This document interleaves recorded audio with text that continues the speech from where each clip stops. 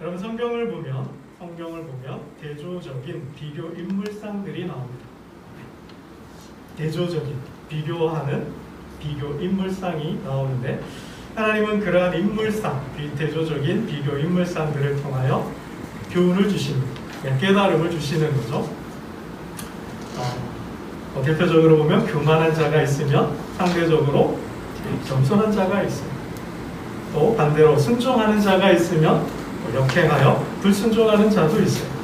또 잠언서 같은 경우는 지혜자와 어리석은 자를 대조적으로 비교하고 있습니다. 외에도 많은 여러 가지 주제로 인물들을 비교하고 있는데요. 성경의 인물들을 조금 살펴보면 가인과 아벨을 비교하고 있습니다. 이 두 사람의 주제는 누가 더 신령한 영적 예배를 드리느냐, 제사 문제와 관련되어 있습니다. 누가 더 참 제사를 드리느냐가 이 두 사람의 주제예요.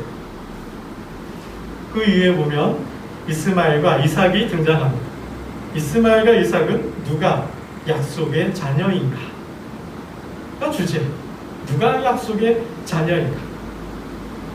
하나님은 아브라함에게 자녀를 주겠다 하셨지만 하나님께서 주시지 않았어요. 그죠? 그러다가 아브라함이 자신의 여종을 취하고 그 여종으로부터 후손을 얻는데 그건 뭐예요? 하나님의 약속의 자녀가 아니죠. 하나님께서 주시는 약속의 자녀는 이삭이잖아요.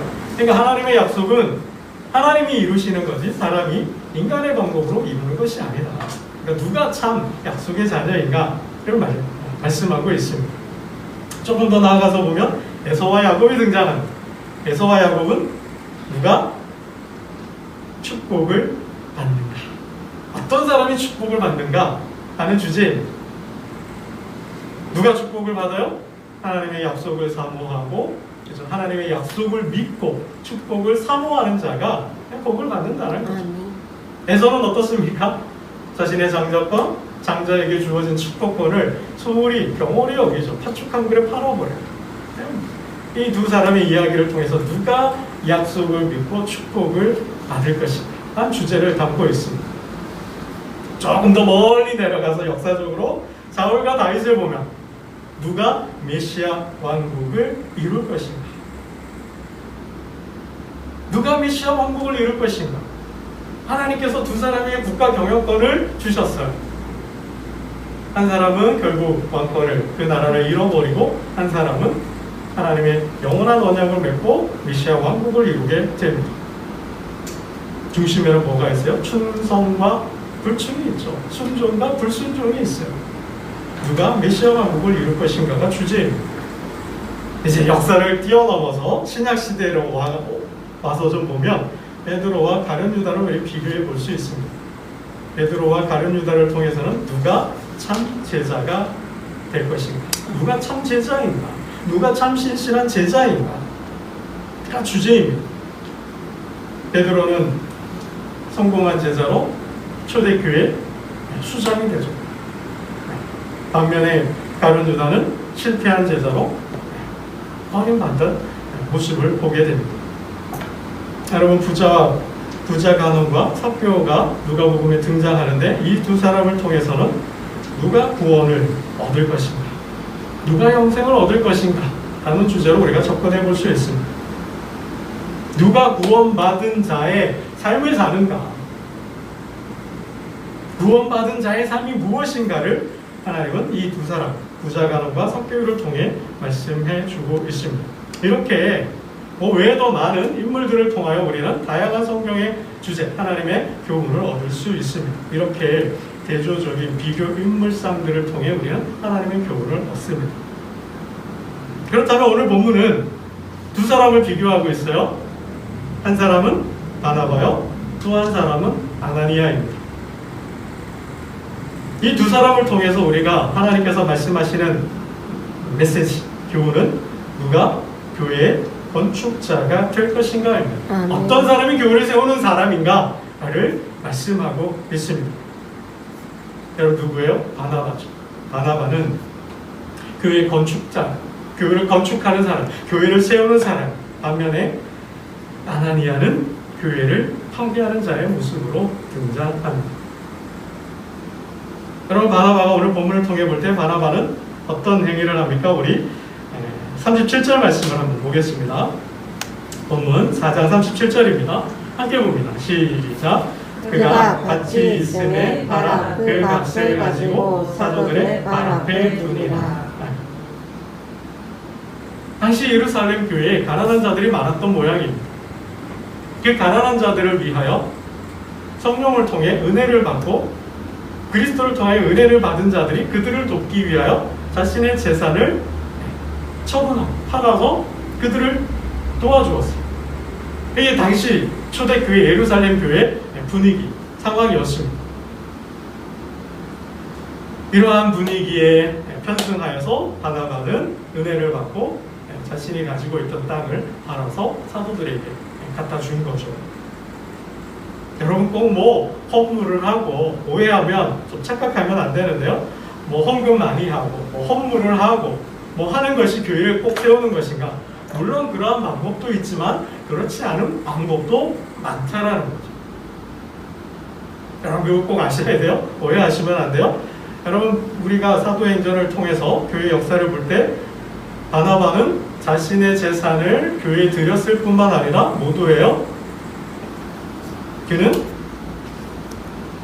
사도행전 11장 가면 안디옥에, 그죠? 안디옥에 교회가 세워지자 예루살렘 교회가 누구를 파송해요? 바나바를 파송해요. 바나바를 파송해서 교회를 세우게 하죠. 안디옥 교회 초대 목사가 누구예요? 바나바가 자신이에요. 그것뿐만 아니라 바나바가 혼자 부흥을 하니 혼자 감당할 수가 없어서 길리기아 다소에 있던 사울을 불러 함께 동역하죠. 함께 동역해서 뭐요? 아주 훌륭한 큰 교회로 세웠어요. 그래서 바나바와 바울은 뭐요? 교회가 안정되니 이제 성령의 부름을 받고 파송을 받아서 뭐요? 선교 여행을 가죠. 아시아 지역에 교회를 세우고 개척 교회를 하는 거예요. 선교를 통해서 그 지역에 교회를 개척하고 교회를 세웠어요. 여러분, 교회를 세운다는 것은 하나님께 뭐 헌물을 드리는 거, 예물을 드리는 것도 있지만 더 나아가서 뭐요? 말씀으로 교회를 세우고 또 복음의 불모지에 미전도 지역에 복음을 들고 가서 교회를 개척하는 거예요. 그게 교회를 세우는 거죠. 여러분, 교회를 세우는 일은 다양합니다. 많습니다. 뭐 착각하시면 안 돼요. 꼭 복음에서 뭐 땅을 팔아가지고 사도들에게 갖다 줬다고 해서 이렇게 해야만이 교회를 세운다. 그거 아니라는 거예요. 말씀으로 전도도 하고 또 세신자들을 또 약한 자들을 뭐요? 말씀으로 위로하고 권면하고 세우고 신앙을 이어갈 수 있도록 해주는 거 다 모두가 교회를 세우는 일인 거죠. 여러분, 이에 비해서 아나니아는 어떻습니까?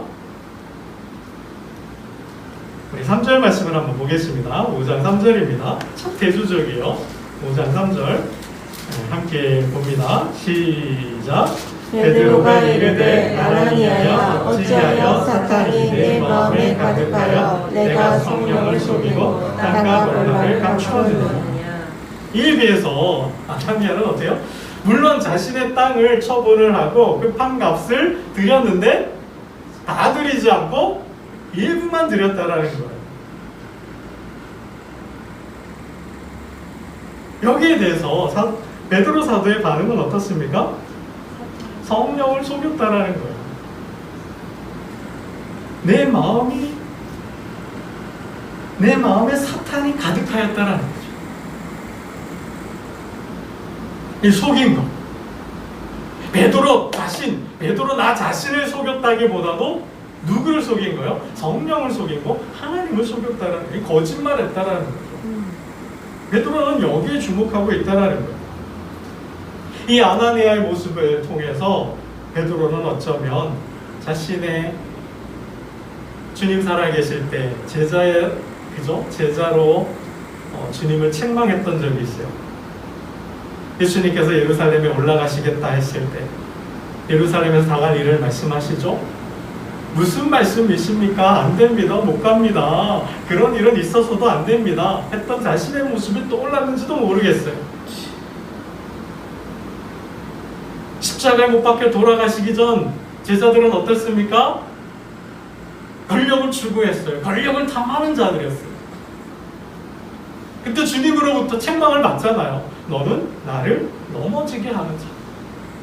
너는 나를 넘어지게 하는 자, 실족하게 하는 자, 죄를 짓게 하는 자 라는 말을 들었죠. 그래서 뭐요? 사탄아 물러가라. 사탄아 내 뒤로 물러가라라는 말 베드로가 들었어요. 그게 뭐예요? 주님이 베드로에게 하신 말씀은 내가 하나님의 일을 생각하지 않고 사람의 일을 생각한다 였습니다. 하나님의 일을 생각하지 않고 사람의 일에 매여서 욕심에 매여서 권력을 추구하고 있는 베드로의 모습이 뭐예요? 사탄의 행위죠. 그 마음에 사탄의 지배, 사탄이 가득한 거고 사탄의 지배 아래 있다라는 겁니다. 어쩌면 베드로는 이 아나니아의 모습을 통해서 누구를 보았을까요? 가룟 유다를 보았는지도 모르겠습니다. 그럼 가룟 유다는 어떻습니까? 돈을 사랑하는 자였습니다. 돈의 유혹에 이기지 못했어요. 돈의 미혹을 받아서 돈을 받고 주님을 팔아버렸어요. 공예에 팔아버렸어요. 여러분 그 가정 속에 요한복음은 가룟 유다가 주님을 어떻게 파는지 그 과정을 심리적으로 영적으로 잘 묘사하고 있어요. 돈을 너무나 사랑했기에 돈을 훔치기도 했죠. 그러한 가룟 유다를 사단이 지배하는 거예요. 공격하는 거예요. 어떻게 해요? 생각으로 공격해요. 생각을 넣어요. 괜찮아. 그 다음에 어떻게 해요? 생각이 들어갔어요. 할까 말까 고민하는데 그 다음엔 어떻게 해요? 그래 들어갔다고 그러죠. 마지막 식사하는 자리에서 이젠 더 이상 안 나겠다 싶어서 공회로 가잖아요. 내가 예수를 넘겨주겠다. 여러분 이 아나니아의 모습에서 베드로는 자신의 모습이나 아니면 가룟 유다의 모습을 떠올렸는지도 모르겠어요. 본문은 왜 아나니아가 돈을 속였는지 설명을 하지 않아요. 어떠한 이유에서 돈의 전부를 주지 않고 일부만 줬는지 설명을 하지 않지만 이 베드로의 책망, 사단이 가득하다. 이 행위는 사단의 행위라고 설명하는 대목에서 어쩌면 자신의 모습, 베드로 자신의 모습이나 가룟 유다의 모습이 우리는 연상할 수 있다는 거죠.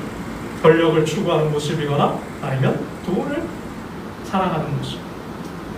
여러분 그렇잖아요. 교회 내에서 헌금을 통해서 어떤 신앙의 행위를 통하여서 보다 더 높은 자리, 사람들을 위해 군림하려고 하는 자들이 있잖아요.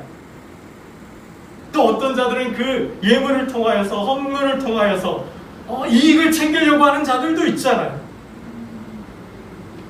여러분 그러한 모습은 다 뭐예요? 베드로처럼 권력을 추구하고 가룟 유다처럼 돈을 추구하는, 이익을 추구하는 모습은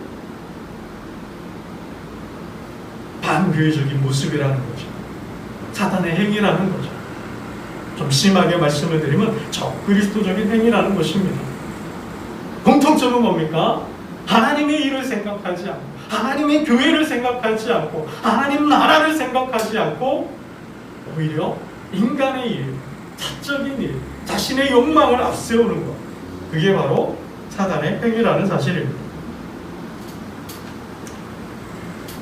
여러분 오늘 이 본문은 교회의 파괴자의 최후의 모습에 대해 말씀하고 있는지도 모르겠어요. 우리가 앞서 성전 미문에서 구걸하던 안진뱅이 사건을 우리 경험했습니다.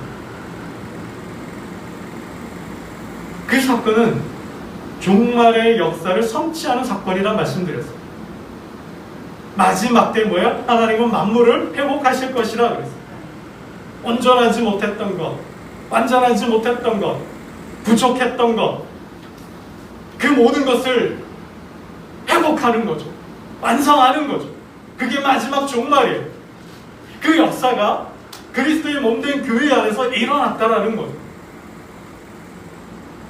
그래서 우리가 종말에 대한 약속을 믿고 이 땅에서 하나님 나라를 대망하면서 천국의 삶을 살아간다면 그 가정 속에서 그 경험을 맛볼 수도 있지만 만에 안에 그렇지 않더라도 언제요? 마지막에는 새로워질 수 있다는 거예요.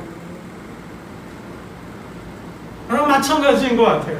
이 아나니아 사건은 교회를 파괴하는 행위, 사단적 행위는 마지막 종말 때에 뭐요? 하나님의 심판을 면할 수 없다는 하나님의 경고의 메시지인지도 모르겠어요.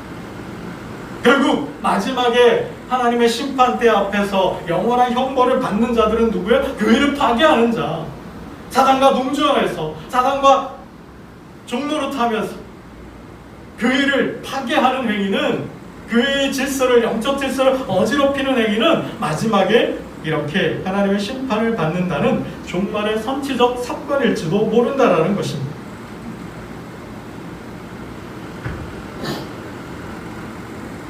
여러분, 제가 성경을 읽으면서 늘 이 대목에서는 걸려요. 마음이 걸려요. 이 아나니아의 일이, 이 아나니아가 왜 그랬을까? 어떤 이유로 그랬을까? 정확한 설명은 없어요. 그래도 전부는 아니어도 일부는 드렸는데, 그쵸? 전부는 아니어도 일부는 드렸는데 그 순간 베드로의 책망 속에 혼이 떠나고 죽었다라는 사실은 그의 행위에 비해서 죄가 벌이 너무 과한 게 아닌가 하는 생각을 지을 수는 없습니다. 정말 이 죄가 죽을 죄인가 라는 생각을 해보게 된다라는 거죠. 여러분, 우리가 감안해야 될 것이 있어요. 지금 이 역사가 뭐예요? 초대교회의 역사란, 이 역사 속에 처음 교회가 탄생하는 순간이라는 거죠. 여러분, 예루살렘 교회는 모판 교회, 모든 교회, 모교회, 어머니와 같은 교회. 여러분, 이 사실을 우리는 잊어서는 안 된다는 것입니다. 역사적으로 볼 때 처음이자 마지막 교회가 예루살렘 교회, 천국을 그야말로 있는 그대로 보여준 교회가 예루살렘 교회라는 거예요, 여러분. 그래서 역사적으로 볼 때 정말 그래서 학자들도, 신학자들도, 교회 역사가들도 이 초대교회 예루살렘 교회가 보여준 이 모습은 뭐예요? 처음이자 마지막이라는 거예요. 이런 교회가 역사상 없었다라는 거예요. 그래서 원시공산제라는 표현까지도 쓰고 있습니다. 그러니까 단 한 번 유일무이한 교회가 이 초대교회 예루살렘 교회였다라는 거죠. 하나님은 예루살렘 교회를 모판 교회로, 모든 교회의 어머니 교회로 세우신 것. 그 교회의 순수성, 그 교회의 모범성이죠. 모든 교회가 닮아야 될 모습이 어느 교회라는 걸? 예루살렘 교회라는 거예요. 그래서 온전하고 순전했던 그 모습을 하나님은 지키시고자 했다라는 거죠. 제가 여러 주석들을 보았는데 이 부분에 대해서 여러 가지 해석들이, 이야기들이 있어요. 어떤 주석은 이렇게 이야기를 합니다. 에덴 동산을 타락시킨 존재가 뱀이죠. 순수했던 그 에덴 동산, 모든 하나님 나라의 원상이잖아요. 하나님 나라의 원상인 그 에덴을 타락하고 더럽히고 그 동산에서 인간을 쫓아내게 된 원인이 누구예요? 뱀이잖아요. 최초의 범죄자, 그 하나님의 동산, 하나님의 나라의 죄를 가지고 온 게 뱀이죠. 거기 뱀에 대한 심판이 있잖아요. 그것처럼 하나님 나라를, 원상을 보여주는 그 예루살렘 교회의 거룩성, 순수성을 누가요? 아나니아가 해쳤다는 거죠. 그 뱀의 행위와 인간을 꼬드겨서, 아담과 하와를 꼬드겨서 죄를 짓게 한 그 죄와 동일하게 보셨다는 거죠. 여러분, 이 아나니아의 이 행위는, 속이는 행위는 구약의 사건에 비유하기도 하는데요. 여호수아가 가나안을 정복해요. 첫 번째 전투가 여리고 전투죠. 여리고 전투에서 대승을 거두었어요. 그 다음에 교만에 빠져서 옆에 있던 아이성 전투에 대패를 하죠. 왜 대패를 했어요? 패배한 이유가, 원인이 누구한테 있어요? 아간에게 있죠. 하나님은 분명 뭐예요? 하나님은 손대지 말라는 거였죠. 그 땅 백성의 것을 소유하지 말라는 것이었어요. 그런데 이 아간이 어떻게 해요? 속였잖아요. 취하였잖아요. 금을, 은을, 신하살, 외투 한 벌을, 그죠? 취하잖아요. 그로 인하여서 대패했다라는 거죠. 패배했다라는 거예요. 그 한 사람의 죄로 인하여서 하나님의 명령에 불순종함으로 공동체 전체가 위기를 맞게 되는 거죠. 누가는 이 사도행전을 쓰고 있는 누가는 이 아나니아의 행위가 바로 아간의 행위와 동일시하고 있다라는 거예요. 공동체 전체를 위기와 위험으로 몰아가고 있다라고 본 것입니다. 그래서 뭐요? 하나님은 아간을 직결 심판하셨듯이 아나니아를 직결 심판하셨다라고 보고 있습니다. 여러분 참 우리가 조심해야 되죠. 교회를 세우는 것과 교회를 무너뜨리는 것은 종이 한 장 차이예요. 어떤 주석은 이렇게도 이야기를 해요. 척했다라는 거죠. 척했다라는 거예요. 뭐요? 이 내용상 정황상 보면 아나니아와 그 안에 삽비라는 약속을 했을 것 같아요. 전부를. 그죠? 전부를. 지금 뭐요? 그러니까 뭐 전부를 들은 일부를 들이든 자신의 말과 행위가 달랐다라는 거예요. 이게 문제라는 거죠. 문제는 초점은 그가 속였다라는 거 일부만 드렸다는 것보다도 더 큰 죄는 뭐예요? 언약을 지키지 않으면서 언약을 지켰다라는 거죠. 일부만 드렸으면서도 전부를 드린 척했다라는 거. 이게 더 큰 죄라는 것입니다. 여러분, 하나님은 주님은 가구의 2랩돈을 더 축복해 주셨잖아요. 그게 솔직한 거죠. 하나님 앞에 솔직해야 된다는 거예요. 정직해야 된다는 거예요. 순전해야 한다는 거예요. 여러분, 전부가 아니라 일부를 드린 게 문제가 아니라 일부를 드리면서 전부를 드린 척, 내가 요만큼 하면서 이렇게 하는 척, 그게 더 나쁘다라는 거죠. 그게 하나님을 기만하고 하나님을 속이는 행위라는 것입니다.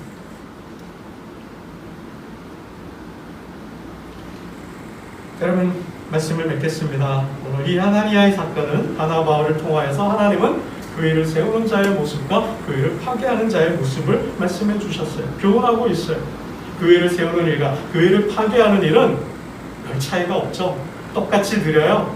그죠? 똑같이 하나님께 봉사해요. 수고해요. 똑같이 섬겨요. 그런데 뭐요? 그 속에 거짓이 있느냐 없느냐의 차이라는 거예요.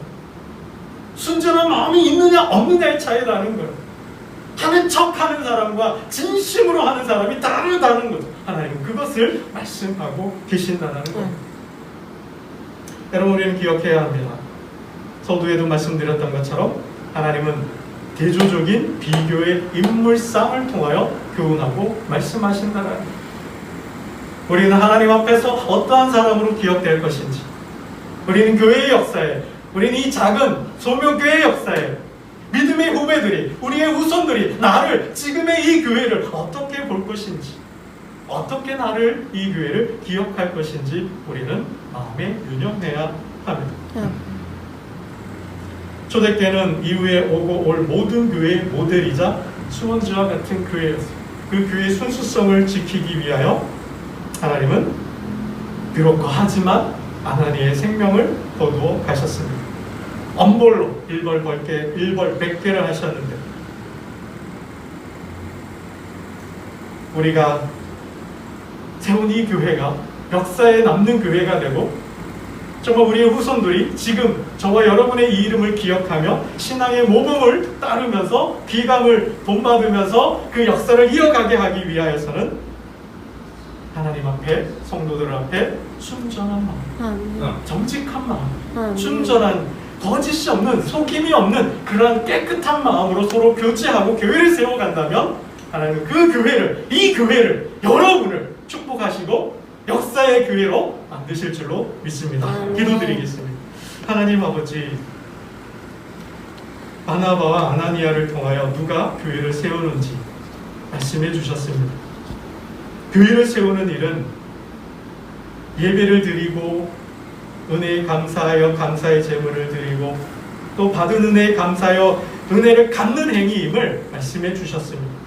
어떤 사람은 말씀을 들고 교회를 세우고 어떤 사람은 하나님 주신 은사를 가지고 교회를 세우고 또 어떤 사람은 하나님 주신 예물을 가지고 교회를 세웁니다. 저마다 교회를 세우는 모습은 다르지만 그 속에 순전한 정직한 깨끗한 마음을 허락하여 주옵소서. 결단코